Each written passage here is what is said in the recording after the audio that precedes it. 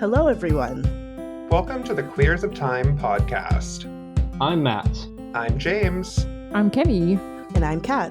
And this is a podcast to talk about all the gay stuff in the Wheel of Time. Because we're gay and we like the Wheel of Time.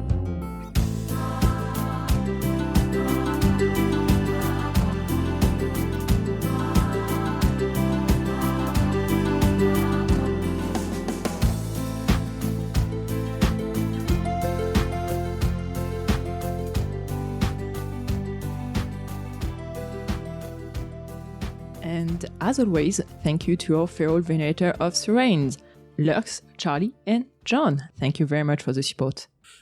And in this episode, we're going to be talking about Season 3, Episode 1 of The Wheel of Time, To Race the Shadow. We got a sneak peek of it on Saturday, March 8th, which was really amazing, along with some behind-the-scenes features that we're going to touch on a little bit. But mostly, there was so much happening in this episode that we're going to talk about the episode because it was insane. There was a lot happening. But yeah, no, we're all really excited to get that sneak peek and to talk about the episode. So to talk a little bit about the behind the scenes, it was all really cute. It was very cute. It's always lovely to be reminded how much everyone working on that show is loving the show. And also, like, there was so much love sent also to the crew. Which I always appreciate that when, you know, actors and writers and showrunners point out that everything is possible because of the hard work of a lot of people. And it was really nice to see that. Even in the chat, too. Like, I just remember I can't remember if it was in the BTS for Season 1 or Season 2. I think it may have been Season 2 where Sharon Gillan was on screen, and everyone in the chat was just like, the queen, oh my god, she's so good. Like, and you know, like, it was like, and so even just like the fandom, it seems so appreciative of the crew as well. And I mean, rightly so, because they seem just utterly delightful. But yeah, the vibes were very good. It was just good vibes. Yeah, I didn't look at the chat because I was like, I've got ADHD enough. I can't focus on those two things, okay? Taking notes will already be a big challenge. So. Yeah, I like how Rosamund Pike spoke to the crew in Czech. Yes. And like made the effort to like give them a whole speech in Czech. It just shows what kind of a person she is. Yeah. In a really, obviously in a really good way.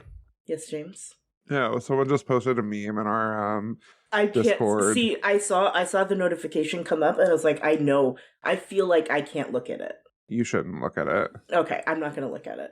It's pretty amazing. It's gonna distract me. It's gonna. I'll share it later in the episode. Perfect. It's a good one. I love that. It's a good one. It takes a little bit of time to read it, so that's why it takes a little bit of time to react to it. Anyway, so one thing that was also very moving is that Rafe talked again, because it's not the first time he's talking about that, but he talked about his relationship to the Wheel of Time, especially like his relationship with his mom and how those two relate, because so he came out at the end of freshman year, had to spend a whole summer home, raised Mormon, so that's always tricky when there's religions going on there. Are you reading the meme, Kat? Should I just read it for the audience? Yes, please read it for the audience. Okay. Because it was starting to distract me, the fact that you had seen it and James had seen it, and it was just sitting there, and I saw the note. Anyway, go ahead, Matt. The reason why it took Elaine a month to make her move is because she needed to figure out the exact relationship Avienda had with Bane and Giad, because she knew just enough about Aiel to know that there was a possibility that if she fucked Avienda, she'd have to fuck all of them. And if she wasn't against that, she just needed time to prepare if that was the case. Just made me laugh. Elaine had to she was doing some sapphic calculations. It's fine. The maths were massing. Anyway, Rafe talked about his coming out and how his relationship with his mother was a bit strained because of that, and until his mom basically got him the first book of the Wheel of Time, and they started reading that together. And it was his way, like the way for his mom, who didn't really understand what being gay meant, to understand that Rafe was still the same person. and they could still connect about fantasy and make theory about that. And it's always moving as a queer person because a lot of queer stories, like personal stories, involve like coming out to your parents and what it can mean. And sometimes it goes well, sometimes it doesn't. Sometimes it takes a little bit of time for things to get better. And I know, like, it's always moving when you associate like someone like Ref to openly talk about that. Yeah. It was very sweet. No, I thought it was really cute how his mother kind of like offered it as a peace offering and being like, hey, we can still connect. Let's read this book. And that's awesome. It was really sweet. It was very sweet. Very, very sweet. Yeah, it's also funny like that he talked about that. And I think in the premiere of season 1, his mom was there and they show us a photo of her. So it's like, and today she's at the premiere, she's supporting him doing that. And I don't know, it's a cute, moving story. Yeah, and it's I think it's encouraging too, because like you said, you know, like coming out is a very fraught thing, I think, even now. Like, you know, I think for the younger generation, it might be a little bit of a different situation. I don't know. But I think for our generation, what? We don't know how the youths operate anymore. I don't know. We're old. I genuinely don't. We're olds. I mean, my little sister came out basically 10 years after me. Yeah. We are 8 years apart. So there was definitely a difference between her childhood and mine, and I could compare.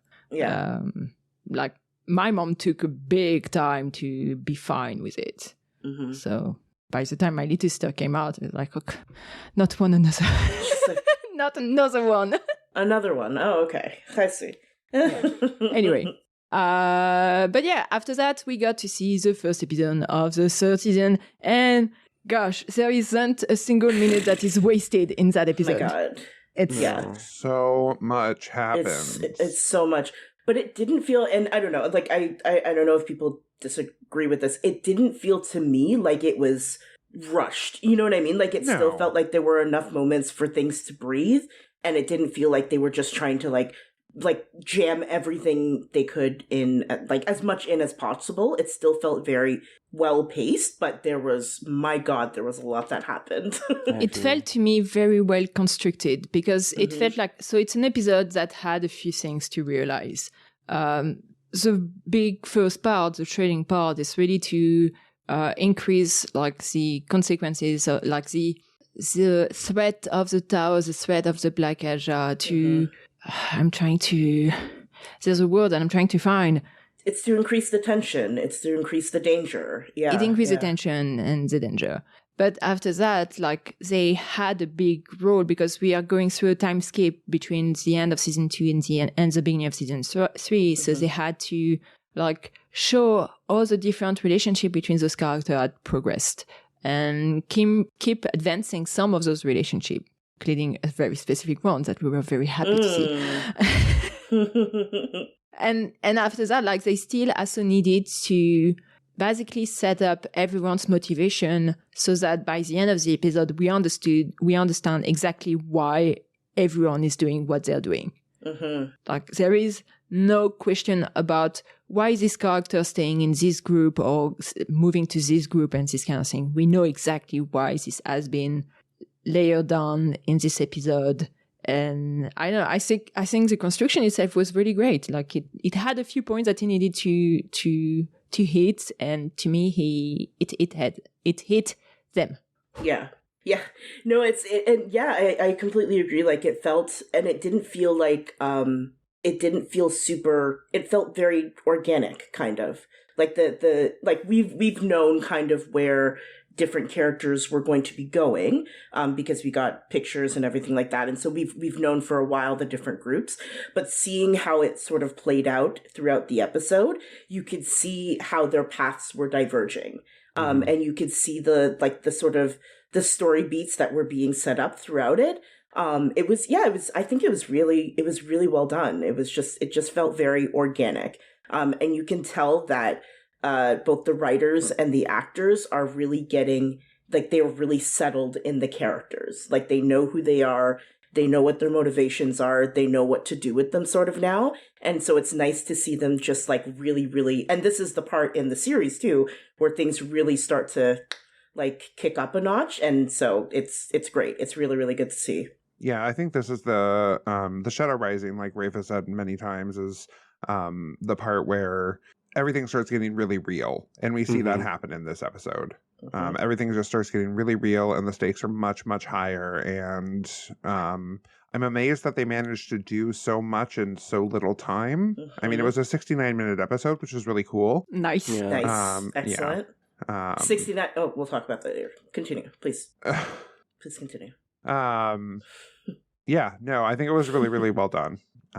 But yeah, do we want to start talking about something to mention is we're going to do like a show friendly version, and then we're going to talk about like the book implications later. So yes, just as an FYI.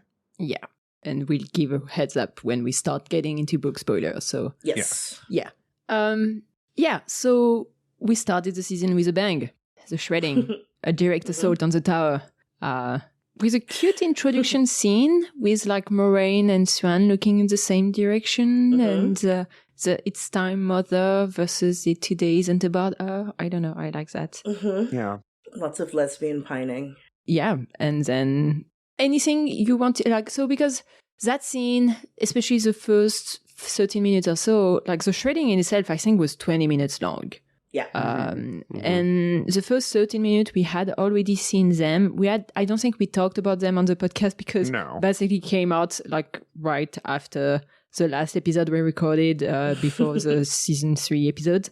And, but like, I mean, there's been already a lot of discussion about those first 13 minutes. But is there any element of those that you guys really enjoyed or wanted to specifically talk about? Of the first 13 minutes or of the first... The shredding. Of the shredding at all? Yeah. I loved Jeanne, I think is her name. Yeah. The sociopath. She's psychotic. Psychotic, yes. Yeah. That's better. Yeah. Yeah, she is like, oh, I feel my water's dying. I love it. I'm like, are you wet right now? I think she may have been. She may have been. She may have been. Chesmal Emery, I don't know. Yes. Yeah. Yeah, looked at her and was as horrified as everyone else. Everyone else was looking at her like, girl, what the fuck? Like, that's supposed to be traumatizing for you. Like, what is wrong with you? My other favorite part was, because we didn't, like you said, we didn't see all of the shredding or all of the cold open, rather, in that first 11 or 13 minutes or however long it was. But what we didn't see of the cold open was badass. Yes. Oh my God. Leandrin getting stabbed twice. I almost I was like, what? How is she alive, honestly? Listen. They just barely missed her heart. That woman has 9 lives. I'm telling you. Like, yeah. Worse than a cat. My God. And also, like, Ivan and Maxim were ready to just cut her head off. Oh, they were about to do it. Like, it was so... Ivan, Maxim, and Alana, that whole sequence was so cool. It was so cool seeing... So badass. Alana, I love her. I love her bad. Like, did you see how Alana... A front flip? Yeah, did you see how Alana did that front flip? Listen. She was like, no, I trained for this. Yes. I am Simone Biles, bitch. Yes. It was so cool. Like, I just love that they're really showing the differences in the Ashas. Like, this is the Green Asha. Like, yeah, they're horny, they like their waters, whatever, but they're the battle Asha for a reason. It was very interesting seeing that scene because I remember when we got the first 13 minutes and we saw like the 13 minutes ended with Alana, Maxim, and Ivan seeing the 7 Black Aja sister, and everyone in the fandom were like, they're gonna be destroyed. They have no chance against 7 sisters. And I mean, they did lose, but it wasn't a lost game from the start. No, and they actually killed a couple, I think. They did. Yeah, they did. definitely. They did. So, yeah, I loved it. Yeah, it was great. I like how Yvonne sacrificed himself. Yeah. Because that's what a warder is like meant to do. I do think like Leandrin. Yeah, I mean Leandrin's evil. We all get it. I'm glad like Yvonne sacrificed himself. Maxim's not being able to feel Ivan, like that was sad. Yeah. And it gives implications to the bond. Like, I want to learn more about that. Yeah. Yeah. Yeah, it seems like it's not just Aes Sedai feeling the bond of the waters also feel the other water, which I think is interesting, and I like that. Me Yeah. too. I say Yeah. better than some unilateral situation. It's a chat group instead of a bunch of one-on-one conversation. Right. Exactly. Exactly. Yeah. I do feel bad. Like I'm curious about how much was due to Ivan being recast. Because he was recasted, and so the first 15 minutes are played by an actor that was different from the first 2 seasons. I'm curious whether they're intending to keep him longer otherwise. Yeah. Yeah. I don't know. Yeah, that would be interesting. I'm displaying my ignorance. Is it Maxim that dies in the books? Yes. It's Yes. nice. Okay. Yeah. Yeah, I wonder if they switched it because the actor left or something. Huh. Yeah. I mean, the actor definitely left and they had to recast. Mm. One thing that I wanted to mention about Maxim and Even is that, like, the tragedy of it all is that Maxim became a warder because of Even. Because of it. Even is like the connection between Maxim and Alana, and now they lost him. Yeah. And it's just so freaking sad.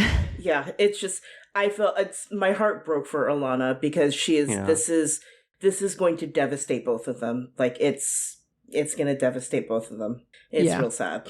Can we talk for a minute about how Swan almost died, and then her wife is like, And then it was Mommy. and then Mommy came. Well, Why? Well, we don't know if Mommy came. Her little pufferfish came. Yeah, and she said, no, I might be mad at her, but that's my wife. Only I kill my wife. The only one who kills her is me. Yes, exactly. Only I kill her. That's Only right. I kill my wife.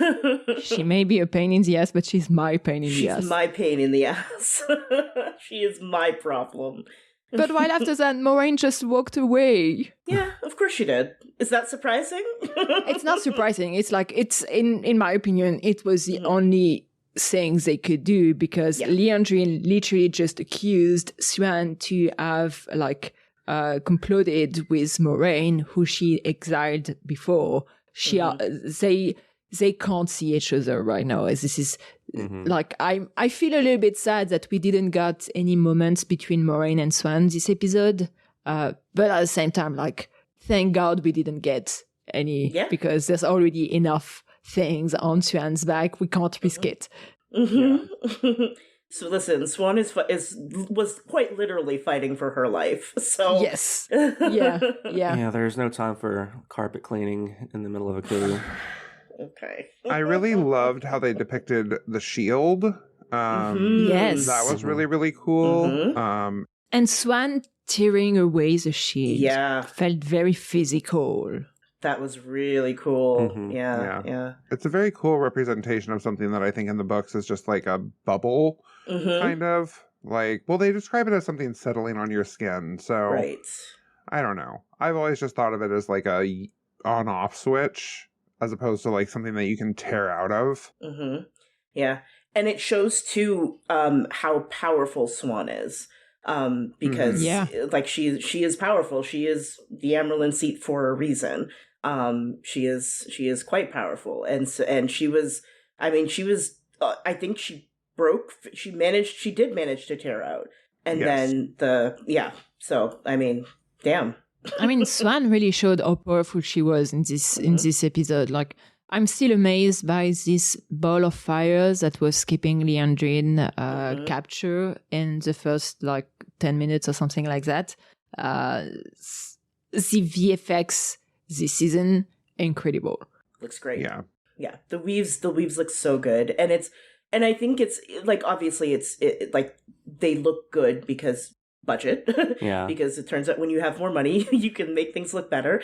But also, I feel like just even story-wise, it makes more sense for the weaves to become more and more defined as we proceed, because the characters are learning more and more about channeling, and the intricacies of it. And so, just as like sort of a visual storytelling method. It's and really the viewer also understand more and more about the weaving. So Mhm. yeah, Cool. so yeah, it's like, I don't know, if you're listening to music and you're able to recognize a few things, and the more you listen to it, the more you're able to recognize various instruments. That's really how it feels about weaves. So Mhm. yeah. Yeah, for sure. I saw like one of the weaves that was used multiple times by the Black Aja, and that I found incredible was that weave of air, where the movement was always like it was two palms against one another, and it was a circle of air that was just cutting through people. Yeah, the slicing weave. The slicing Listen. weave, so good. When that woman got sliced in half, the first time I saw it, I was like, "What? What? Okay, It's like, oh, that happened. we're just slicing bitches in half." Oh my god! Yeah, I mean, there are definitely some weaves that the Black Aja knows that Mhm. others just don't. Because Yeah. that also sliced through the columns and around Mhm. Nynaeve. So Mhm. that's a very powerful weave. Yes. Yeah. My god. Whew, boy. It was incredible how brutal it was. Like, we've always, since season 1, the show has always been more bloody than the books on a lot of things. In the books, like this shredding, it's off screen, but also like we know a few sisters die, but it's only a few. A lot of people died here. There was a lot of sisters who died, and on both sides, like a lot of Black Aja sisters also died. It's so it was. I can't even say who's gonna stick around in terms of Black Aja sister, because we know the name of a few. Mhm. I don't even know whether who's gonna get a spotlight or not, because are they still alive? Are they not? I think Joya got captured at the end. Joya got captured, think, yes. yes, I can't Joya got remember captured. one other one next to Joya. The two that were capturing Swarine. The two that were trying to capture Swan got captured. Yes. Yeah, it was a yellow sister and Joya. I think so. I thought it was Chesmal, but maybe it's Amiko. I don't know. No, because I think Chesmal is with. Chesmal was with the main group, Yeah. So I think. I think so too. I've only seen it once. I can't Mm-hmm. keep them all together. Yeah. If I'm being At least honest. there's no S named Aes Sedai. Oh, thank This God. is true. Yeah. Yet. wait, ready? Not yet. Yeah. So far they haven't done a lot of S name I said. Yeah. Good. Yeah. Good. Excellent. Also, just one other thing: the sword that Alana made to try out of air. I think air weaves. I believe it was. That was so cool. I don't remember that. Oh, it was right Really? to Leandrin's face. Yeah. Yeah. She was about to stab Leandrin right directly in her face. Like, it was so cool. Like, it just, oh my God. The effects are incredible this season. It's really, really good. They really are. Shout out also to Leanne beating up a Black Aja sister with her staff. Mm-hmm. He was like, "Let me show you how we do it where I come from." Yeah. Basically. That's right. Fuck the one power. I got something better. I Yeah. would love to get Jennifer Chion Garcia on the podcast. Oh my God, yes. Because Liana is such a fan favorite character for me. Oh my God.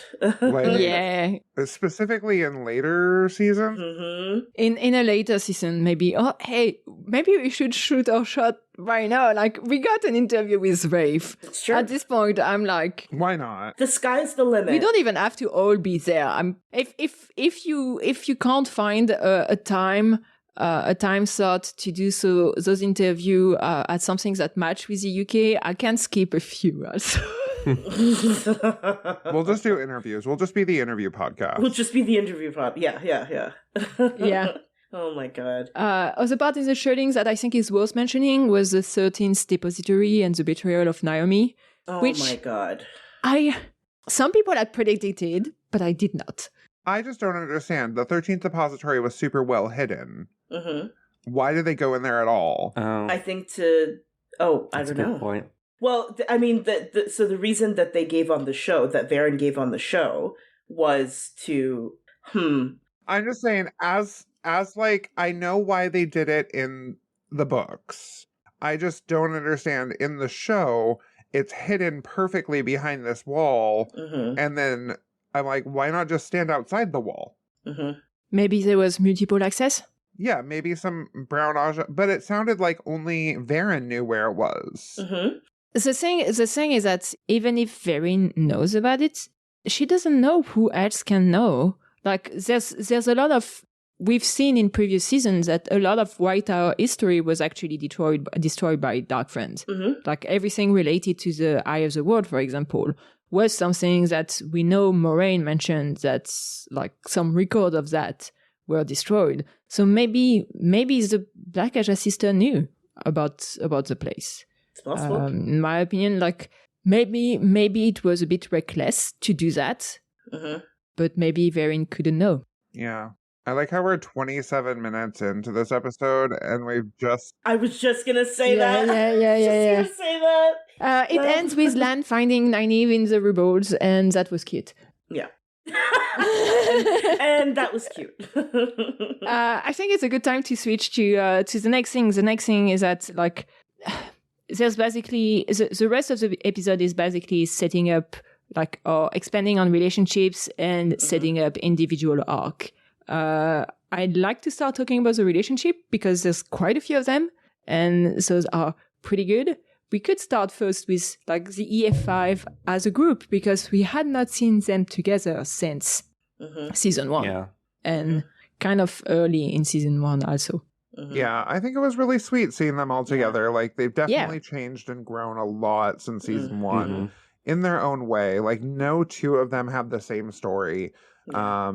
They have, I don't know, like, the dynamic between them all is really, really interesting because they've all gone off on their own adventures and they're all, like, getting back together and being like, so what happened to you? How was your summer at magic school? Very much that.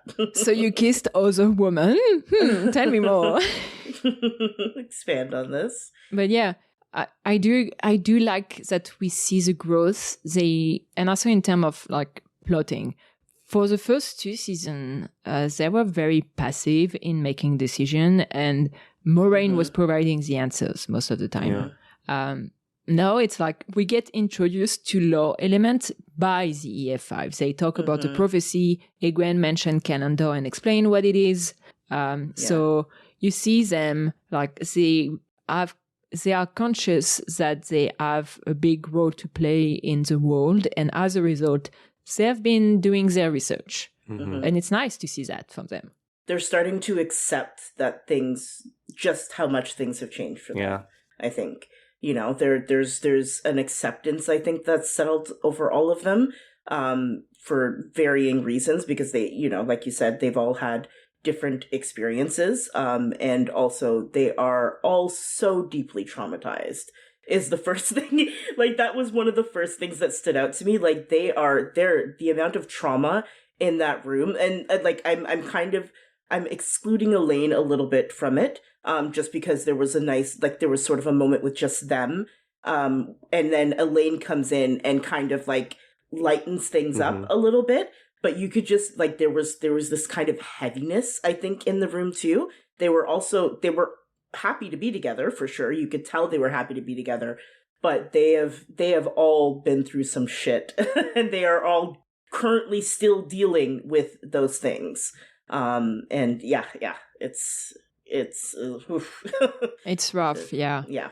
But I'm glad that the show is not hiding the trauma aspect of it all. Yeah. I think it's doing a very good job at that so far. So yeah. And they're all coping with it. It's interesting to see them all coping with it very differently too. yeah. Oh, I thought you were going to say they're coping with it well, and I was going to be like, what? Oh God, no! God, no! God, no. No. No, the only therapist is a Forsaken, so they are not coping. Yeah, no, nobody is Yeah. thriving in Randland. But still, I was very happy that we got to see some sweet and fun moments between the F5. It felt, it felt very much like a throwback to season 1 when you see them all in the tavern in the first episode.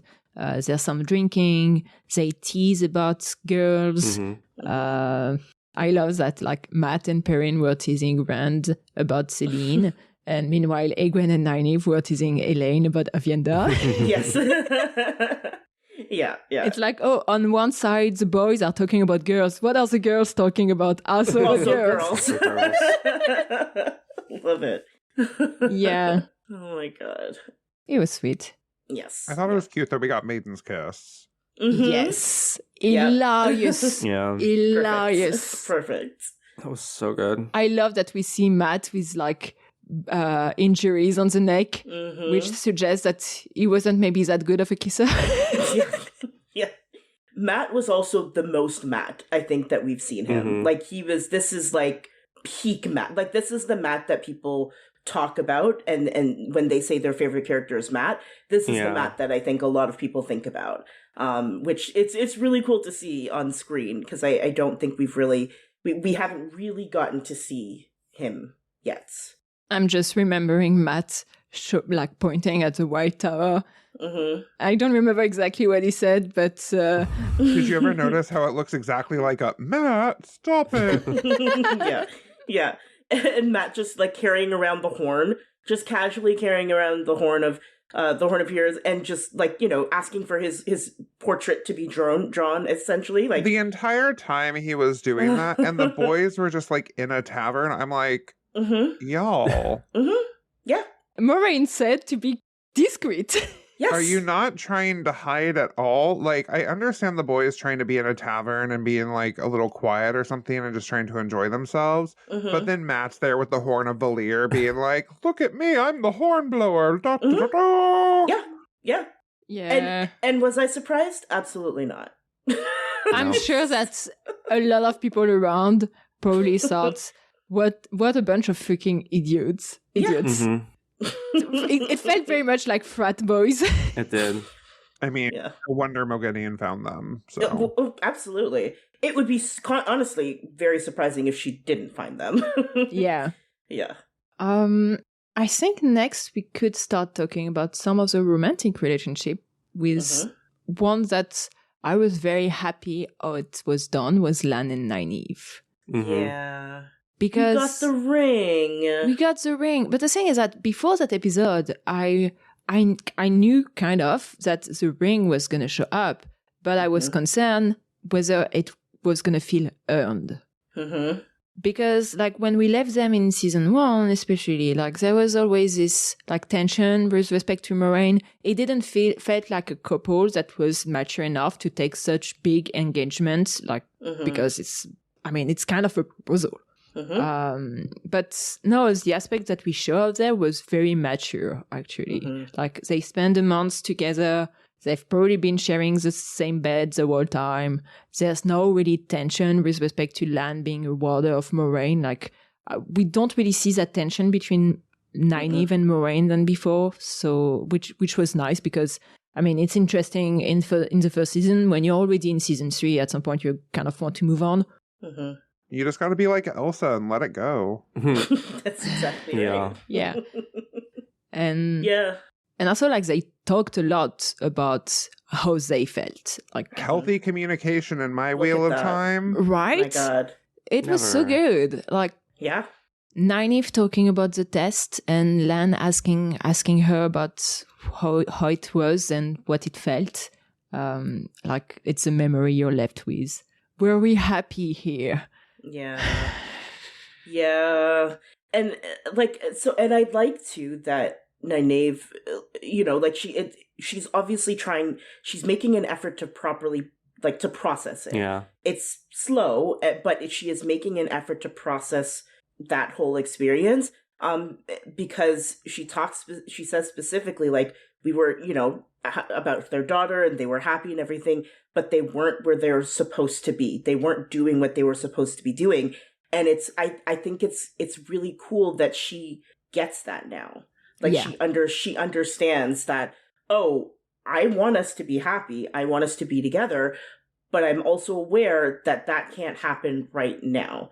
And that's obviously what leads to her decision to stay in the White Tower, because she realizes, she's like, oh, I need help with this, actually. Yeah. I'm not able to get through this on my own. I'm not able to break whatever this block is. I need help. And the only way that I can get that help is by staying exactly where I am. Which, like, I love this for Nynaeve. I'm so proud of her.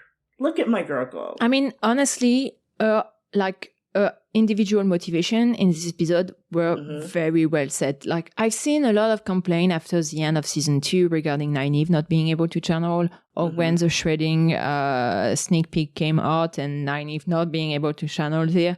And it all led to that moment. Those are everything like that are pushing Nynaeve to stay here and to actually work on this so she can improve. Because like there's the first scene we get with the EF5 where Egwene is saying that Elaine and Egwene should have been with Nynaeve to protect her. For Nynaeve, that's like, no, like she should be the one protecting them, not the other way around. You can't like, later on when she gets attacked by the Greyman and she cannot do anything. All of those are saying that she's right now a liability and she needs to stay in the tower to work on this. And I think it's just paying off things that people were complaining about before. So for me, it was just perfect. Yeah, and she's not doing it for anyone else. She's doing it for herself, which is the important part. She's not doing it for Egwene. She's not doing it for Lan. She's not doing it for Rand. She realizes that, yes, by being able to get through this, by being able to break this, she will be able to help and protect them. But she's primarily now doing it for herself, which is that's the key, I think, here. Yeah. Which is very mature decision. And also, like, I love the discussions they had with Swan, where like Egwene doesn't want to stick around, and Swan is like, "Well, you don't have the ring," and Gwen is like, "Well, Nynaeve has," or I don't know. Maybe Nynaeve says that she has it, but Swan answers, "You don't have the power to back it up." Yeah, Nynaeve says she has the ring to leave, and Swan is like, "You don't have the power to back it up." Yeah, which is an excellent setup for what will come. You know? Yeah. Back to Lan and Nynaeve, I do appreciate also Lan mentioning the Valkyrie sword and being super honest about it, about like his own struggle and how he feels weak, and that is not worthy of it. I don't know why that guy doesn't feel worthy of it, and I'm curious whether the show is going to dig a little bit more into that, but it's nice to have a bit more nuance to his character. Yeah. It'll be interesting to see what Lan's journey is this season. Yeah. And also, like, apparently they're making an assumption that a power-wrought blade can kill a Forsaken. Yeah. Which I'm curious whether that's going to be true or not. Yeah, I'm hoping it's not, because that seems dumb. Yeah. I mean... It just seems like an easy out. Right. Yeah. Right. Yeah. No, I know what you mean. I understand why they would make that assumption because of what happened with Ishamel and Rand. But I don't see why it would be related to the sword itself. Right. So, right. Yeah. Yeah. And Lan calling Nynaeve his queen. Yeah. Yeah, Lan basically proposed. Yeah. Yeah. Pretty much. Yeah. Pretty much. Yeah. Yeah. They are essentially betrothed now. It was a very cute proposal. Yeah. It was really nice. Yeah. And they have their theme, the musical, the theme music that we got in season 1 was playing during that scene when he gave her the ring, and I was like, oh, this is so sweet. Oh, that's nice. That's why I need to rewatch that episode. I want to rewatch it because there's a lot of musical moments that I didn't pick up on. Yeah, there was so much happening. I was just So focused on like much. what was actually on the screen. Exactly. Yeah. Next couple that I want to talk about, Elaine and Avienda. Oh my god. Yeah, I think like when they started like kissing, I was like, oh, okay, that's awesome. That's amazing. And then when they like started like doing more and then Elaine got on top of Avienda, I was like, oh, it's happening. And then Avienda like slid her hand up Elaine's skirt, and I was like, "Oh, are they just gonna like fuck on screen?" That's what I thought. I was like, "Oh, okay, things have changed for season 3. I see. Interesting." I would have been fine with it. It's just so funny because I just remember Rafe like talking to us the day before the screening and asking, "Dare we hope?" And just so you wait. Yeah, like he was basically like, "I think you're going to be very happy," with the biggest fucking smile on his face. And I get it now. I understand now. But also, I just thought it was so cute, or like multiple people were talking about them. Like there was, I think, a comment from Matt about like Avienda who only has eyes for Elaine, and Egwene and Nynaeve teasing Elaine about it. There's a few flirting scenes between Elaine and Avienda, and I'm just, oh, that's cute. I love them. It's so good. It's so good. And also the contrast to Avienda absolutely fucking hating Rand. Just like, not hating him, but just having like, not having the time of day for this man. It's so funny to me. I love it. I love the dynamic that's being set up right now. Yeah. It's so good. And I love like Elaine basically having to mediate between Avienda and Rand. I suspect that will be a theme going on. Yeah, that's going to be an ongoing thing. Yeah. Oh my god. Yeah, so Elaine is learning some maidens and talk, Yeah, she is. which nice girl. Nice. Yeah. And Good for Elaine. yeah, one of the biggest thing I was thinking about during the bubble of evil kind of thing at the end is that everyone is fighting for their life, and upstairs there's Avienda and Elaine that are fighting for their life, but in a very different way. Yeah. And you know why? It's because Lanfear is an ally. That's why. Lanfear was like, you know what? I'm going to let him do it. That's Yeah. fine. I'm gonna give it to them. Go get it, girls. Maybe Lanfear was just watching. Maybe Lanfear was being a little pervy. Maybe. A little voyeur? Maybe. Good for them. Good for everyone. Why not? Yeah, I think that was the win of the episode. Oh, I was so happy. I'm still so happy.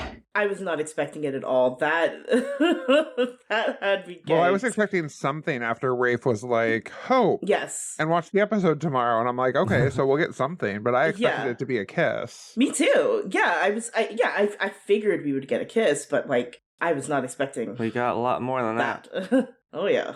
At most, I was like some flirting and this kind of thing. Some subtext, not entirely textual yet. But nope. But yeah, I mean, if I had a nickel every time I was surprised by a Eula Smart character kissing a woman, I would have to. Yeah. There you go. There you go. Yeah.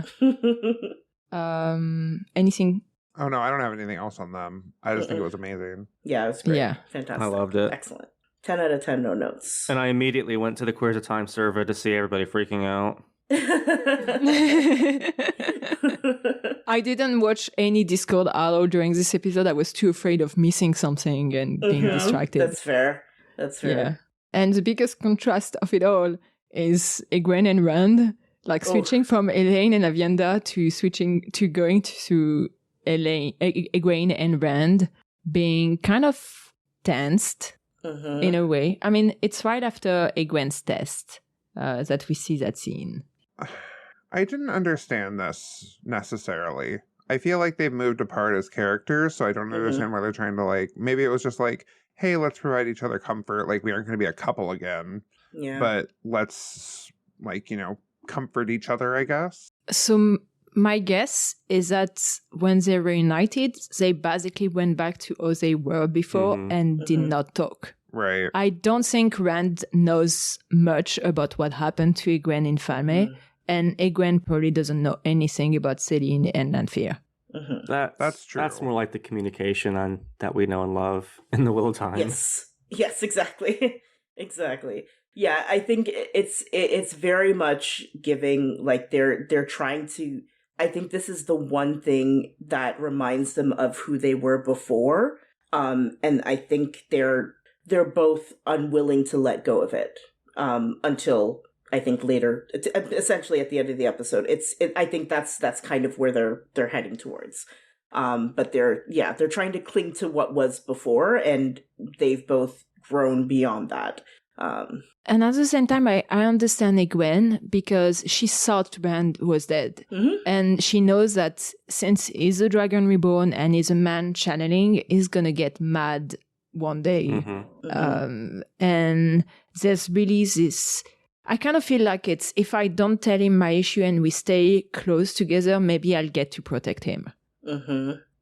Maybe I'll get to fix him without him realizing that I'm fixing him. Right. Yeah. Which that's heartbreaking. It makes me sad. Like it really does make me sad because they're both so they both realize that they've grown beyond this, but they're unwilling to accept what's changed between them. Right. And because that would be admitting that this is done. This is no longer, a viable option for either of us right now. But obviously they still care about each other. And they don't want to just, completely part ways, but I think they're both just very, very conflicted and confused, and yeah, understandably, Yeah, and I mean, I do enjoy the several warnings that Egwene gets regarding Rand's madness. Like there's Swan literally telling her that they're gonna see their love for each other splinter and rot. Because of the madness. There's the test. Like, we don't see much of Egwene's test, which I didn't mind, to be honest. Yeah, same. No, we don't need it again. It would have been weird. Yeah, it would have been weird to see, because we saw Nynaeve last season, and we just need to see a little bit. Yeah. And I mean, I think we got like the important part of it, because we got the big warnings that is a man channeling. Right. And that's something that Egwene is fully conscious of, but apparently this episode was like, hey, I need to give you reminders of that, especially since Rand struggled to stop channeling at the end of that episode, which I almost forgot. Yeah. Yeah. They did have a sweet moment, a sweet callback to the first season, to the first episode, with the you can at least tell me if it was good or bad. Yeah. And last time, like, Egwene just said it was good, and now it's like it was terrible. It was terrible. Yeah. Oof. Yeah. I think it's also worth talking about the relationship between Moiraine and Rand, which is kind of important for the season, and has changed quite a lot since season 2, in my opinion. Yeah. Oh, yeah. Yeah. Rand is very much, he wants to be away from Moiraine. Like, he is not, and not even like in necessarily in a I don't trust her kind of way. It's more like I think the thing for Rand now is like, it's the control aspect. Like, he is just now starting out as the Dragon Reborn. He is trying to do it I think he's still trying to do it by himself. Like, he doesn't want Moraine's influence, even if he needs it. I think he seems conflicted about that too. I don't think he doesn't want Moraine's influence. I think he doesn't want her to decide everything, which is a bit different. That's the vibe I got, because I think Rand just wants to be the one making the decisions. Right. He wants to wear the pants, the big boy pants. He wants to be a big boy. I mean, he's the Dragon Reborn, so there's very much a Rand trying to get a grip on leadership. And we see that like in several ways, and Moiraine, like his discussion with Moiraine is one of them. He was a bit scary with the you don't get to tell me what to do anymore. It felt a little bit threatening. It was. Yeah. I think he intended it to be threatening. Yeah. Yeah, I mean, this is peak Rand. Like, Yes. Rand does a little bit of homework and thinks that he's in charge now, whereas Moiraine has been doing homework for 20 years, has a PhD in the Dragon Reborn, and this guy is just doing, like, freshman level math, and is like, no, I got this. One thing, too, is that both Moiraine and Lanfear are trying to get him to the same place. Yes. And while Rand is telling Moiraine about Lanfear visiting him, I don't think Moiraine is telling him that she's working with Lanfear. No, Oh, no. absolutely not. Oh, no. So from Rand's POV, it's like, yes, I know you want me to go there, but definitely the Forsaken also want me to go there, so that's not a good idea, right? Right. Yeah. Once again, communication in our Wheel of Time. They communicate a bit more on some aspect, but still it's not fully open yet. I think that's kind of was the last relationship that I wanted to mention. Yeah. Yeah, I don't think there are any other outstanding ones, huh? No. There's a few others that are more relevant in like individual arc in a way.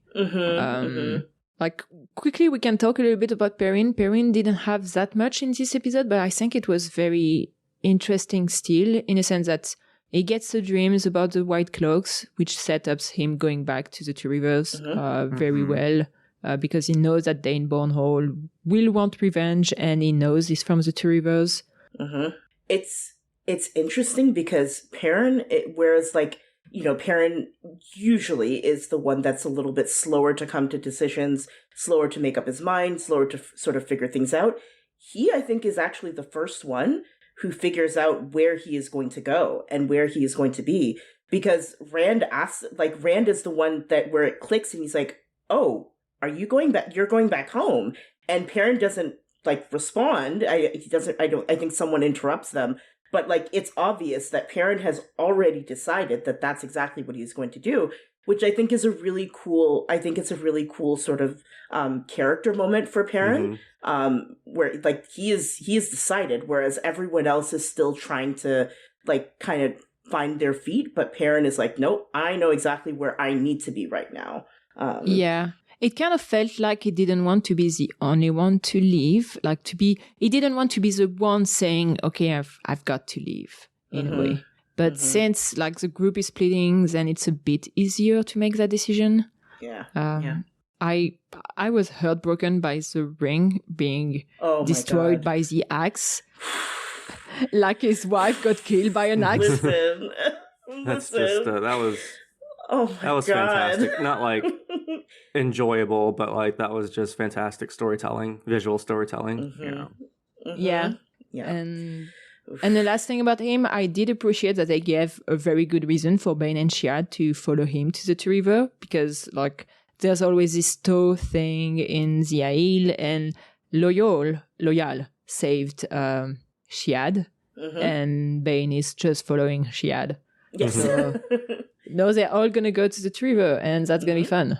Yeah, I think the line is "I go where she goes," and that was really cute. Yeah. Yes, very cute. Yeah.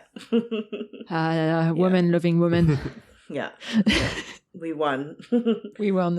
I think we've already said most that could be said regarding Nynaeve.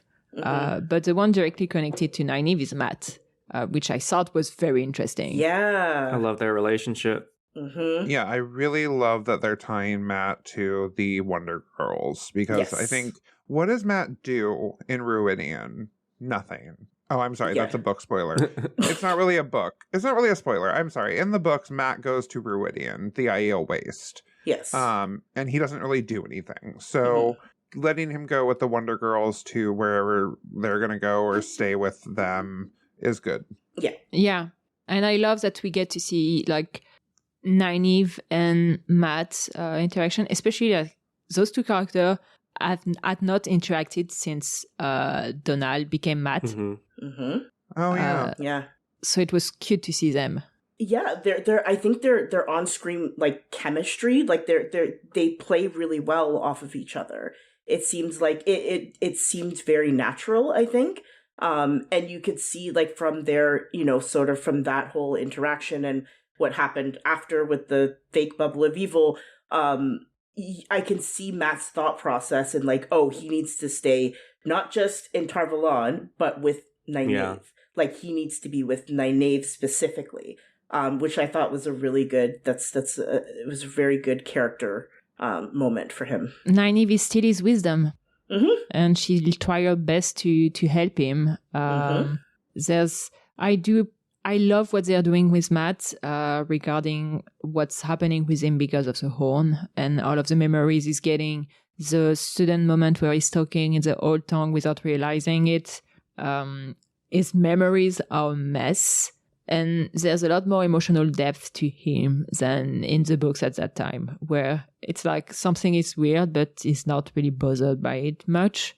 Or at least he pretends he's not bothered, which he kind of does here. Like he plays around and he flirts with everyone because it's kind of a protection also for him, in my opinion. He was trying to distract himself this entire episode.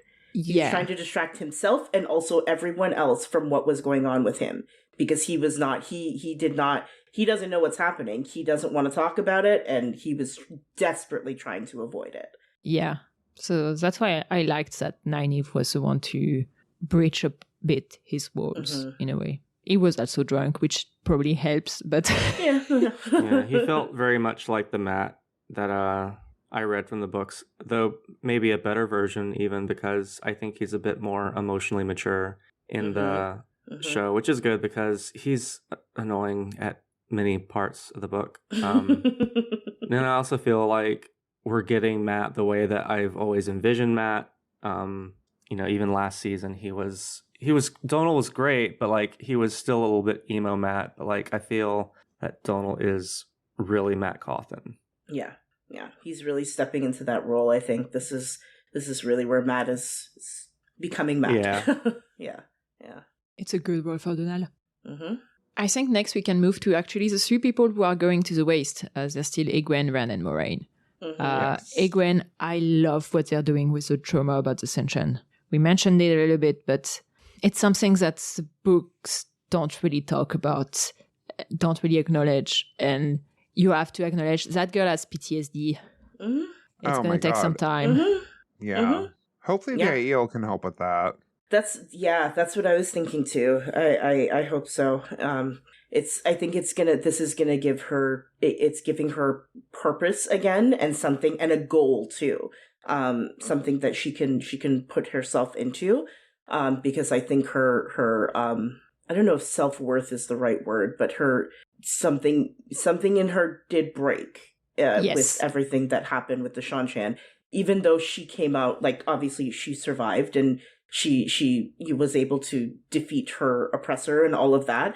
That's all well and good, but something in her did break, and she needs to find a way to sort of rebuild that part of herself, I think. And I like what they're doing with her so far. Yeah. So far, it feels like she's kind of ignoring that part a little bit. Like, for example, when she's trying to kiss Rand and saying, I still want to try, it doesn't feel like she's acknowledging her trauma, and more like, I'm going to go through it and doing by the force of my will and this kind of thing. Well, that's because there's no therapy, Aja. Yeah. There's no, like... But it's... Yeah. I mean, I feel like her whole motivation right now is to protect Rand at all cost. And that's why she's sticking to him. That's why she's following him to the waste. She's very skeptical of the tower. And like, there was like the moment where she was questioning Siuan about what, like, the decision she has taken in the second season. There was a whole, like, this tower is destroying itself from the inside out. I did freaking love how Siuan was like, well, you don't have a ring, so you can't leave. Yeah. So she said, well, let's get a ring then. Yeah. And then I'm out. As soon as she finishes the accepted test, she's like, okay, bye. Yeah, and she was like, by the way, we're doing this today. And Yeah. Siuan is like, oh, I guess? Okay. I guess so. I guess we are. And after that was, so you can't keep me here. My duty is to the light, not to you. Yeah, that was a really good line. My duty is to the light, not to you. Yeah. Yeah. And I'm like, well, objectively, that's true, but Yes. the way the tower is set up, that's not true. It's not correct. You don't know enough to know that you're wrong. Yeah. It does feel very interesting that Accepted seems to have a little bit more freedom of movement than in the books. Like, Yes. the fact they already have the ring, they already earn it in a way. So they don't have the title of Aes Sedai yet, but Right. they have earned a place in this world in a way. Yeah. Yeah. I think it's also important to acknowledge that Siuan is allowing this to happen. Because Yes. if she wanted Egwene to stay in that tower, Egwene would not be leaving. Like, she's like Egwene, I think Siuan recognizes that, like, it's not going to be beneficial for her to try and keep Egwene there.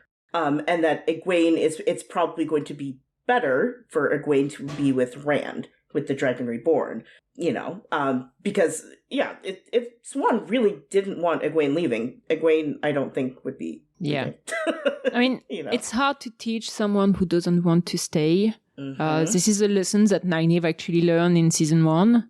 which is nice that now she's staying in the tower and wants to stay and wants to learn. But yeah, right now for Egwene, there's no point for Eun staying in the tower. It's not going to be worth it. Yeah. And on Rand's side, what did he got? He got a bunch of pep talks about leadership.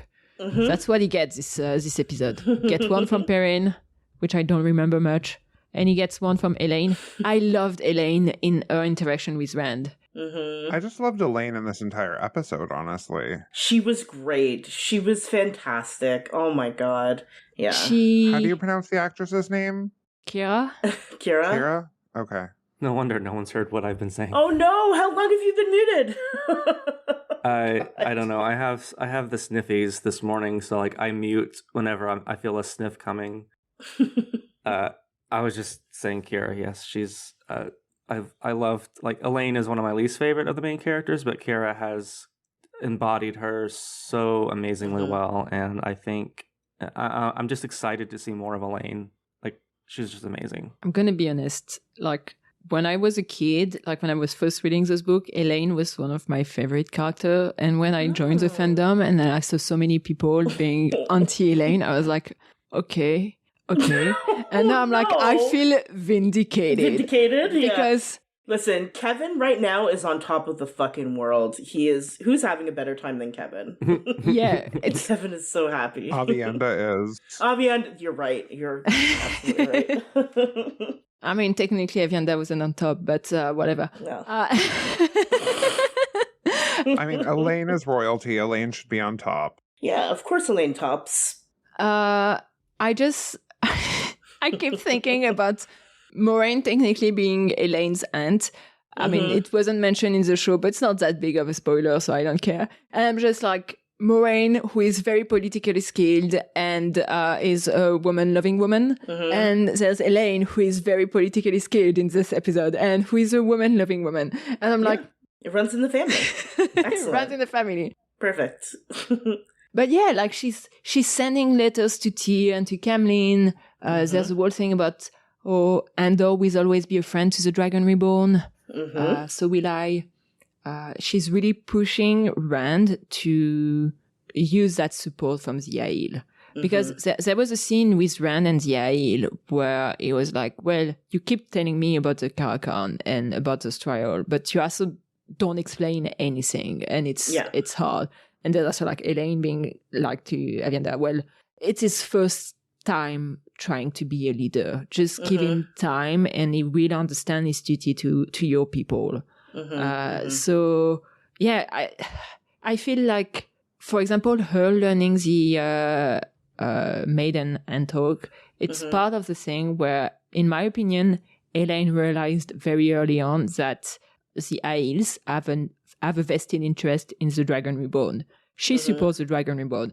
For that reason, she will be interested in the Aiel in order to ensure that if those people can actually support the Dragon Reborn in the fights to come, he needs to get them on his side. Yeah. She understands diplomacy. Just, I think, inherent. Like, she's been taught to understand. Like, and not only that, I think she's just, like, that's just her. Like, she's just very, very good at diplomacy. She's good with people, period.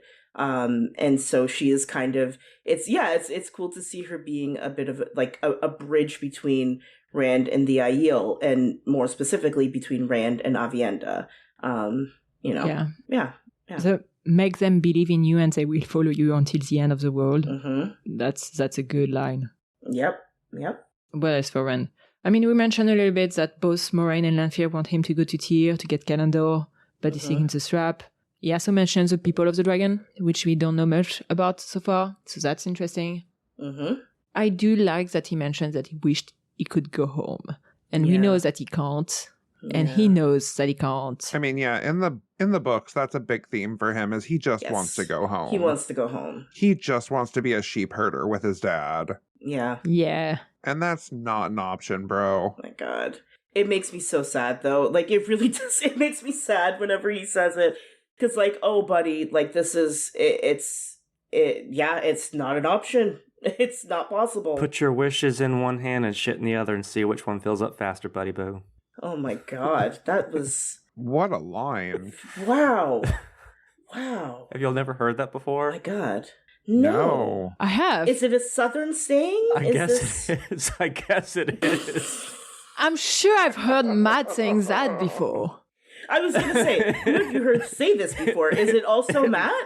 I did not come up with this. I would love to have come up with it, but No, I believe did you. not. I did not. It's kind of appropriate though, even if it's crass. It is. I get what you're saying. It's just, my God. Sorry. The visuals. And finally, we get Moraine, who also gets a pep talk from Verin, telling her about maybe you should believe in Rand Alto, which she's not wrong. Yeah. She's not wrong. I think the Varen is very wise here. Like, Varen is saying, you believe in the Dragon Reborn and the idea of the Dragon Reborn, but now you have to accept that the Dragon Reborn is a human being named Rand al'Thor. And you have to believe in that person as well. Yes, exactly. Yeah. Which she's right. Yeah. And that's basically the big struggle she has right now. Like, she's not open about a bunch of things to Rand, and she needs to. She doesn't say anything about Lanfear. She basically work with Lanfear to ensure Rand gets separated from his friend, which is so fucked up. This action will have consequences. Listen, when Moraine and Lan were sitting upstairs and listening to them yelling and screaming downstairs in terror and and doing nothing. And doing nothing, I was I could not believe it. I could believe it. I did believe. I get it. It doesn't necessarily surprise me, but like Lan's look of horror at hearing this, like, and Moraine's just like, it builds character. I was so confused at first. Oh my God.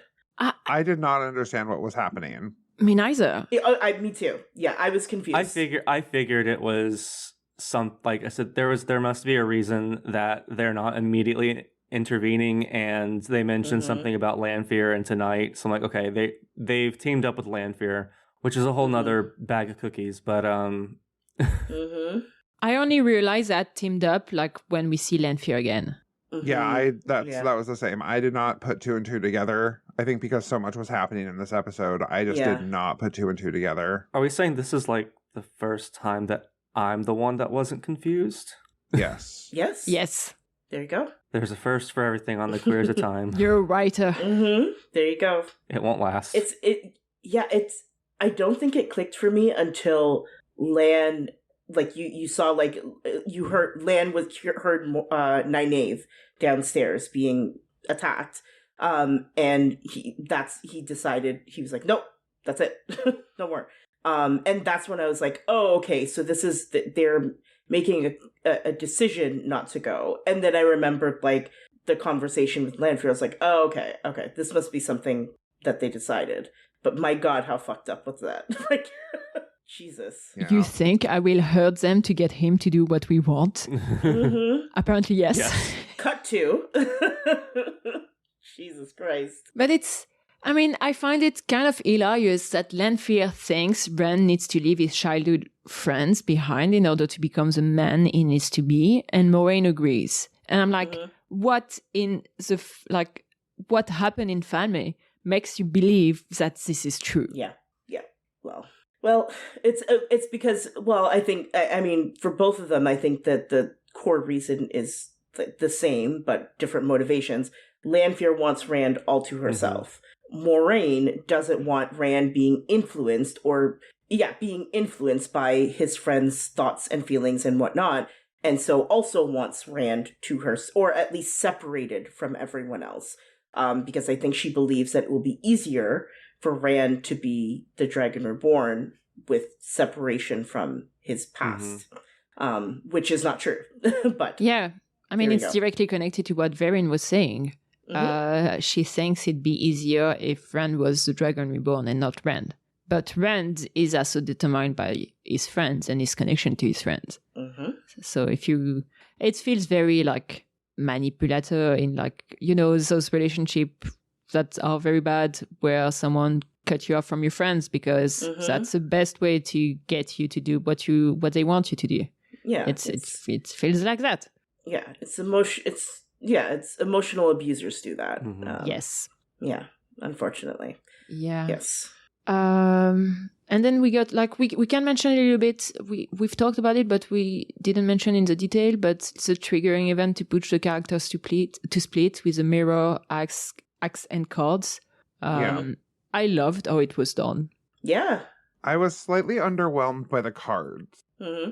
They didn't feel like they did much because they were much scarier in the books. Mm-hmm. Just to give people like, I don't think this is a spoiler because it happened in the show. The cards actually like come to life and become real size. Like there's an archer like trying to kill Matt, a swordman trying to kill Matt. Like they're full size people. And that didn't portray in the show.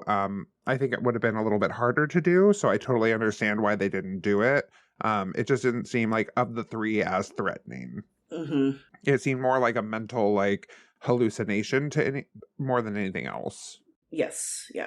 But at the same time, like Matt literally did not react at all while Nynaeve got stabbed 11 times by that grey man. Right. So it was definitely effective. Yep. Very much so. So, yeah. And Matt is like tenuously hanging on to his sanity. So like this is definitely an event for him to make him want to stay at the White Tower. Mm-hmm. Yeah. It's this is what solidifies him. It's specifically because I think he feels horribly guilty about just standing there while Nynaeve was being attacked. Yeah. It's not his fault, but yeah. Honestly, I'm fine with Matt staying at the White Tower. Like, his constant one note, ooh, Aes Sedai, you can't trust them. Like, the whole one note thing throughout the series got on my nerves. And if he's going to be a bit more trusting of Aes Sedai, especially Nynaeve, no complaints. Great change. Yeah. I agree. And the episode ends with Stinger about Moghedien. With Moghedien. My girl, my creepy little girl. Oh my god. Do you want to be Grey, Jai-Chin? Yep. Jesus Christ. What a freak. I love her so much. What a little freak. What a little freak. Psychotic dial indeed. Oh my god. She's so insane. Also, like, I mean, I just love... Now, Moghedien didn't know this. She doesn't know what's going to happen, I don't think. But I love that the gray man that Moghedien sends to attack everyone is attacking Nynaeve specifically. Right. Also, I love how the camera never focused on the gray man at all. We never saw the gray man. Yep. Yeah. Like, at a close-up angle, and I think that was perfect. It's so creepy. It was so creepy. I want to rewatch that episode so much because, like, Rafe mentioned that he was there at least 6 times before, and I recall like 3 or 4. I recall a few moments where I was saying a weird person, but it was very quick shot, and I kind of want the episode so I can pause and check where he was in which places. So it was through the episode. Yeah. It seems so. Yeah. Huh. I didn't know that. Yeah. Interesting. Yep. That's excellent. It's so clever. And yeah, like I love the differences that they're showing already between the type of Forsaken Lanfear is and the type of Forsaken Moghedien is. They are not the same. They are two very different people with very different motivations and methods to their shenanigans. Oof. Lanfear was terrified when they mentioned the Grey Man. Oh, yes. Because she knew what that meant. She was like, she knew it's Moghedien. This fucking crazy bitch. I'm going to have to deal with her. Yes, exactly. She's like, God damn it. And I think that's pretty much it for the episode. Now we get into book spoilers. I think the last thing that I wanted to mention very quickly, I found Loyal very cute. We see what does she always want to leave at dawn? Why not after a healthy breakfast? I'm like... Yes. It's very hobbity of him. Very much. I love Loyal. It's giving Pippin. It is. Very much that. Yeah, I love Loyal. He's just delightful. He's great. Yeah. So, time for book spoilers. So, if you haven't read the books, it's time to leave. Bye. Yes. Bye. So many good things this episode. What do we want to talk about? I want to talk about Varen first. Okay, thank you. Because So Varen must be very good at being Black Aja. Mhm. Because Naomi doesn't know that she's Mm-mm. Black Aja. Mhm. No one seems to know that she's Black Aja. So she's Mm-mm. hiding. She must have some deal with the Dark One, being like, I'm gonna be hella Mhm. like secretive. Yeah. And so I personally think, because when she's leading the two others to the 13th depository, Mhm. Yeah. repository, yes. She says that Mother wants us to protect these. Da, da, da, da. I don't think Swan told her that. No. I don't think Yeah. that Swan told her that.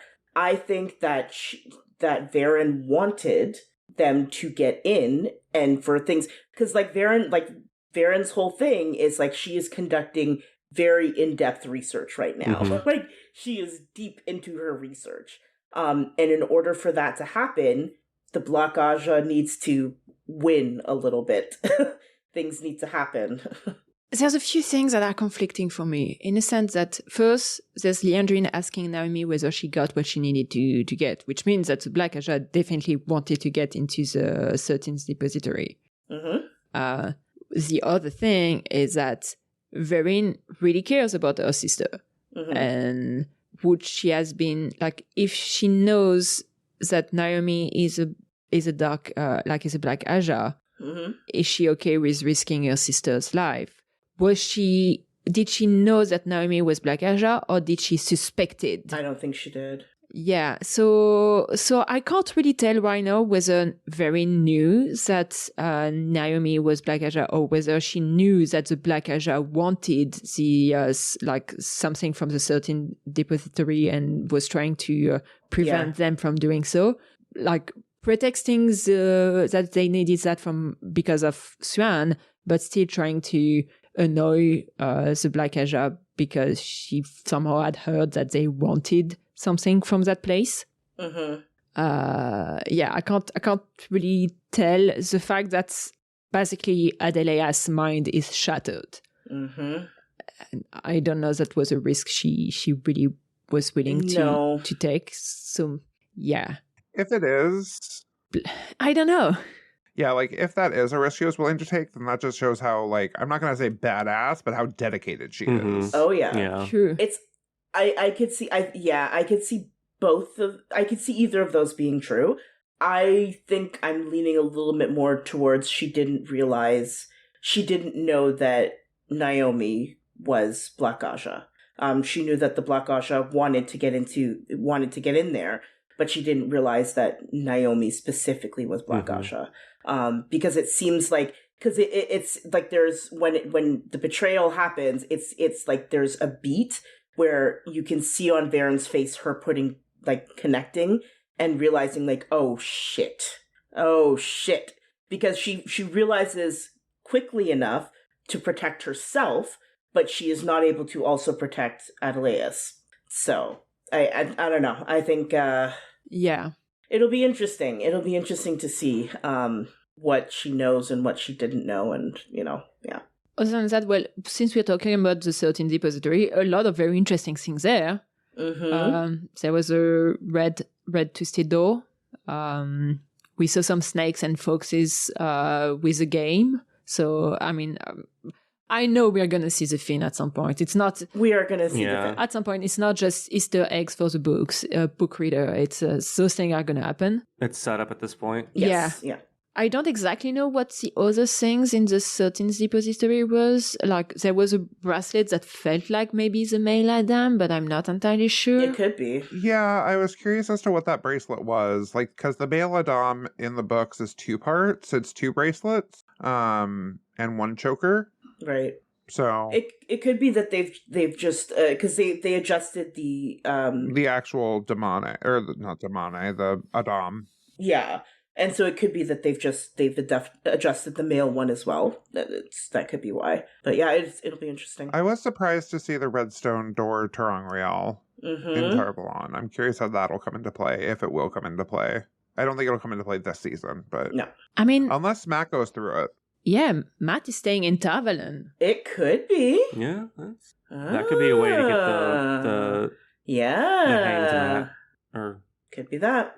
Because in my opinion, if nobody goes through that door here, it feels weird to have including it like in that moment. Yeah. Yeah. What would be the point in showing it at all if Yeah. someone wasn't going to go through it at some point? Yeah. Yeah, I agree. Who knows? Fucking Alviren. Yeah, do you want to talk about that? Because I don't think we should talk about that. Who's the leader of the Black Aja? Oh my god. Okay. I feel very conflicted. I feel very, very conflicted. Because while I'm happy that we're getting Alviren, and we had, the fandom has talked a long time about whether or not we would get her, whether she would be combined. Like, people speculated she was going to be combined with Leandra and Elida. Yeah. Ugh, there's all this bullshit. So she exists. She is someone who exists. I am thrilled to see a dark-skinned black woman on screen in my Wheel of Time. I am slightly frustrated that she's playing Alviren. Yeah. So, I mean, unless they change everything about Alviren, I don't think that's going to happen, because that would be stupid, quite frankly. So I'm kind of waiting to get to make any judgment call on that, because, like, for example, when you look at that scene right before getting into the hall, we see 5 white sisters, including the 3 sitters, and among those 5, 3 of them are dark-skinned black women. Among the sitter of the Blue Aja, who also had like a dark-skinned black sister who's also Black Aja, 2 of the sitter was also dark-skinned women. So it's like, right now it felt like in this episode there was a lot of new characters. Most of the new named characters are actually Black Aja sisters. Yes. So I'm kind of waiting to get more named characters that are not dark friend and see what the ratio between dark skin character and non-dark skin character. It feels like in this show, especially in the White Tower, like the diversity in the White Tower was very impressive. Oh yeah. When you ramp up the ethnicity of everyone and you have also a bunch of Black Aja sisters that shows up, then yes, you're gonna have Black Aja sisters in all ethnicity. You will have Black Aja sisters. Like, it's yeah. I think the show is still doing a really, really good job in terms of its racial diversity. Like, Agreed. 10 out of 10. I don't think any of it's intentional at all. I just think it's something that it's like, well. Yeah, no, to be clear, it is, I do not think it's intentional at all. At all. It's just... There's some room for improvement. Yes, exactly. There's always room for improvement, and that's all I'm saying. But that was something, like, when... like, the first thing that crossed my mind when they said Alviren, I was like, oh, okay, we're getting Alviren. That's exciting. That's cool. And then the second thing, I was like, oh, well, okay. All right. So, Yeah. right now, in Name Black Aja Sister, we have Alviren, Leandrine, Chesma Emery, Jeanne, Naomi, Joya. I think those are the 6 we have the name of. Those are the 6, yeah. And those are pretty diverse. And all of those are pretty diverse, and then one dark-skinned woman. Among the named dark-skinned women that I'm hoping to see in the White Tower, is that Tsutama?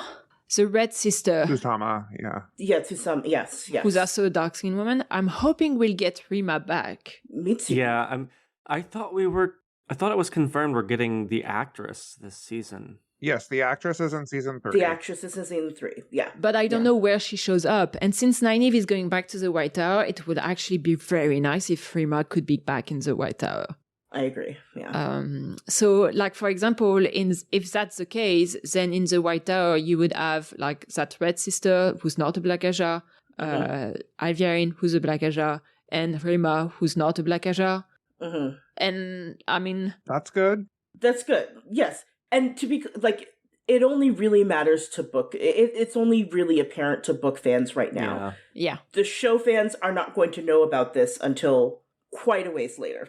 Yeah. Like it's not going to be Yeah. it's not going to mean anything to them until later. It's possible that it could happen sooner in the show. We don't know. But I suspect that it's not going to be immediate. Yeah. What her allegiances are. But It really feels like a wait and find out. yes, very much. Other thing worth mentioning.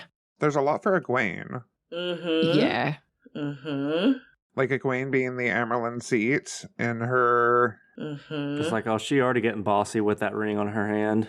My goodness. This thing is ready to go. Yeah. She mentioned her dreams being Mhm. like somewhat special. Mm-hmm. And I love how they're setting up the relationship she has with the writer. Because I feel like by having her leave so soon in this state compared, like, she's leaving the tower in a crumbling state. And Mhm. we can see she's not particularly confident about the tower right now. But I could see her, after some time in the Airy West, realizing that she does need the instruction of the tower, and as a result, leaning even more into Swan's mentorship. Mm-hmm. So Mhm. I'm kind of hoping that's what they're going for in the future. Like, oh, maybe you were right. Mhm. So Yeah.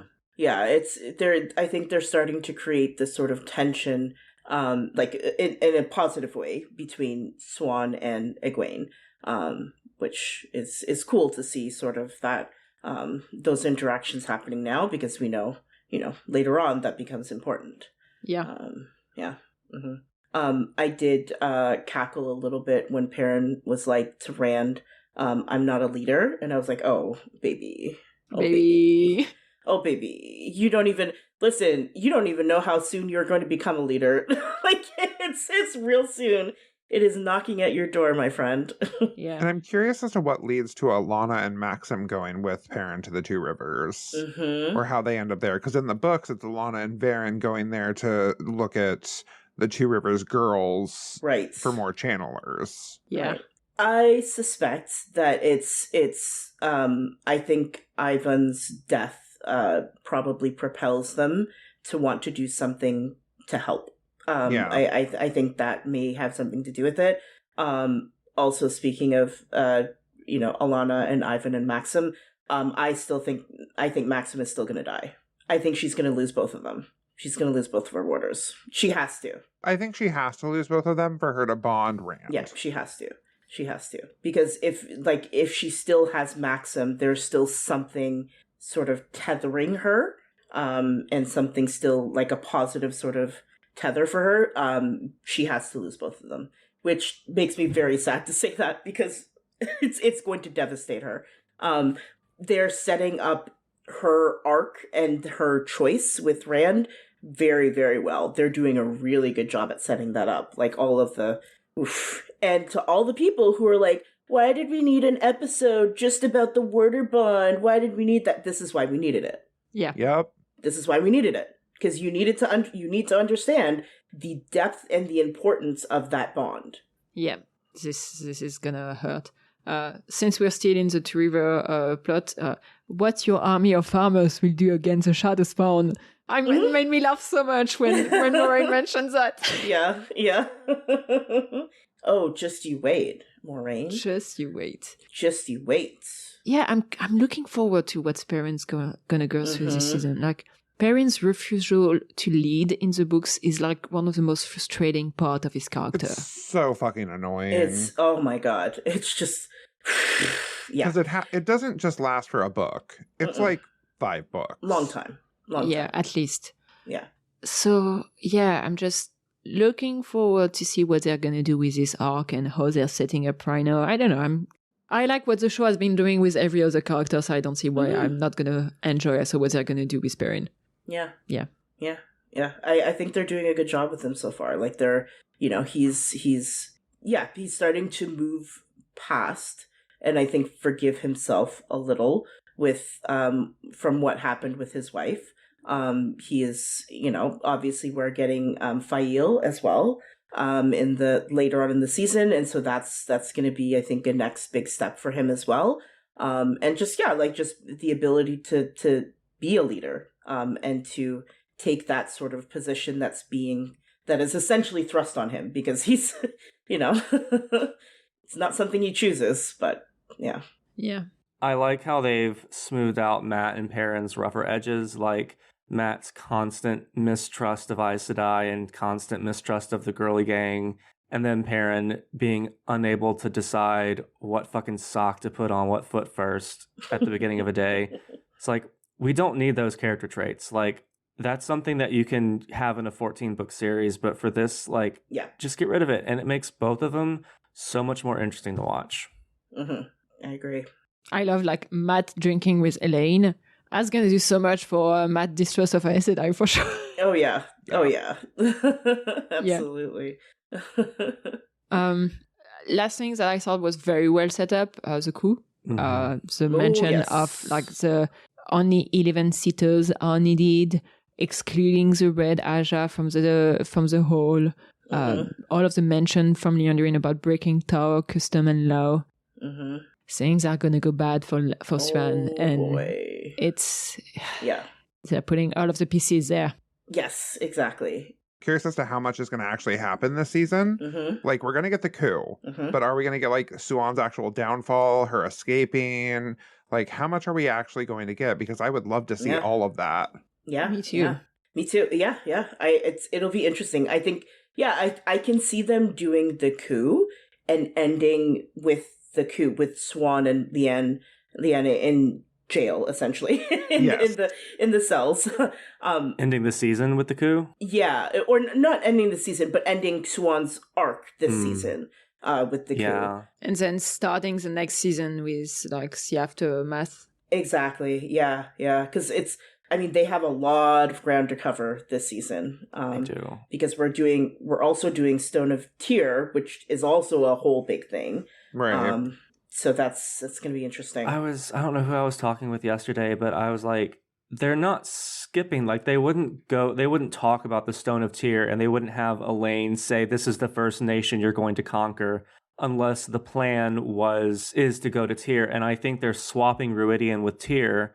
And I think it's going to make more sense because Rand is going to have the Aiel. Well, I think they're going to do Ruidian in 6 episodes, and then the last 2 episodes are going to be Tyr. Yeah. Sorry, that's what I meant. I meant they're flipping the order in which Rand does the things. Oh, okay. They're not flipping what happens, but Rand is going to have the Aiel army with him at Tyr, and it's going to be a huge battle as opposed to, we're just going to sneak into this big stone, and also, these Aiel are here. It's going to be this big cinematic battle. Yeah, I agree.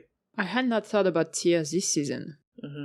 I just don't see how Tyr could last. Well, it could wait until next season. It could. I mean, so my theory so far had been to move Tyr even further down, after Dumas failed, in the sense that before watching season 3 episode 1, my theory was that because then it gives him calendar at a time where Rand has fallen very low, and he needs something to boom himself up, and it's Dark Rand getting access to calendar, and that combination I thought was very interesting. So that's why I had that theory. But it's true that they've mentioned Tyr so much this season that maybe it's going to be the end of the season. I think so. The last season ended with Rand publicly being the Dragon Reborn, and I think it would be a good bookend for this season to end with him having conquered his first nation. He now has actual political power and not just I'm a dragon vibes, but having an actual army behind him, I think would be a satisfying conclusion. So that's why I think Tyr is going to be the finale. Yeah, I agree. Okay, I like that. Last note that I had was on the Bubble of Evil that was not a Bubble of Evil. Just because it's kind of a book change, but I literally don't care. In a sense that I think it's a lot more interesting to do actual real Bubble of Evil later, in future season, to really see the world degrading as the torch from the Dark One increase. But right now, it's too early to get the Dark One influencing the world yet. Right. Yeah, and I think Bubbles of Evil, from a narrative perspective, just don't make sense at this point in the story. No. And they're also messy from a magic system point of view. Like, they're just like, the Dark One can do random things but can't actually touch the world in a way that matters. Right. I don't know. Like, it makes sense in certain ways for like Hinterstap and some other cool Bubbles of Evil, I guess, but The Weevils. the Weevils, like, Right. Weevils, yeah. Evil Weevils. yeah, Evil Weevils. I can definitely see like the last 3 seasons having clear degradation of the world. Yes. But like in season 3, it still feels too early. The Forsaken literally just got released a month ago. Yeah, I don't think we need it this early just yet. I don't want to be spoiled because we got Moghedien, but I want more Forsaken this season. Yeah. Oh, I think we will. I think we're getting at least another one. Yeah. I mean, we're getting Robin. Yes. Yeah, he's icky. I don't like sexual predators. He doesn't count. Yeah. I need to cancel him. Yeah. I mean, he's going to get This canceled. is true. He will. That's for sure. He will absolutely get canceled. Canceled in the ultimate sense. Yes, in a very big way. So do we have anything else to say? No. That was a lengthy episode. I mean, I think this is our longest episode ever. Yep. oh, easily. Easily. I was just going to say, like, I think, because there was, at the end of the episode, they showed, like, a preview of the season, and we got more clips and whatnot. At this point, they are intentionally not showing Elida scenes. Yes. Because it is an intentional thing that they're doing now. And I assume that it's because it will reveal too much about what is going to happen specifically with Swan and the coup and everything else. Because I think she's just so she is integral to that entire plot. And I think they can't show anything without like very much revealing what's gonna happen. But yeah, it's an intentional thing, because I don't think it's because she's not in the season a lot. I think she's there a lot. I think they just can't. And so that was something that did stand out to me. I was like, oh, okay, I see. I mean, they're keeping, yeah. in most of the trailer, or even what they release after this episode, most of the White House scene actually come from the first episode. They are not showing anything else. Like that's, yeah. I don't think there's anything else. I think there's maybe one, like, because we see, is that Joya capture or something like that? That's right. We saw Joya captured with someone else. I can't remember who. Yeah, and we saw Swan basically giving Elaine and Nynaeve the mission to go to Tenchiko and everything Calling like that. them her hounds. Yes, exactly. Which, excellent. I don't remember that. I mean, that's fair. There was a lot. And there's also like the Warder scene that got released. We see a little bit of the Galad and Gawain and that things, which I haven't watched because I didn't want to. I thought it was going to be this episode because they were releasing a lot of things from this episode. And I was like, I still want to be surprised by what's going to come up in this episode. So I'm not watching anything anymore. But turns out it was a scene of probably episode 2. So. Yeah, I think it probably happens in episode 2. Yeah. So yeah. Gosh, I'm so fucking excited for this season. It's gonna be so fucking good. Oof. It's good stuff. I'm still like about Elaine and Aviendha. Yeah.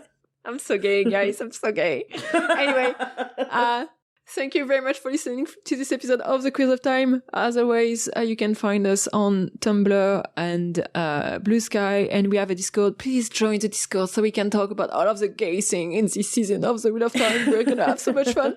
And also, if you want to support us, we always appreciate the support. We have a Patreon on which you can get early episode and video recording, and that's pretty much it. And thank you very much again for listening. Okay, anything else? Bye. Thank you. Bye. Okay, bye. Thank you all for listening. This was Queers of Time, a Wheel of Time podcast. The music is Dance of the Witches by Julius H.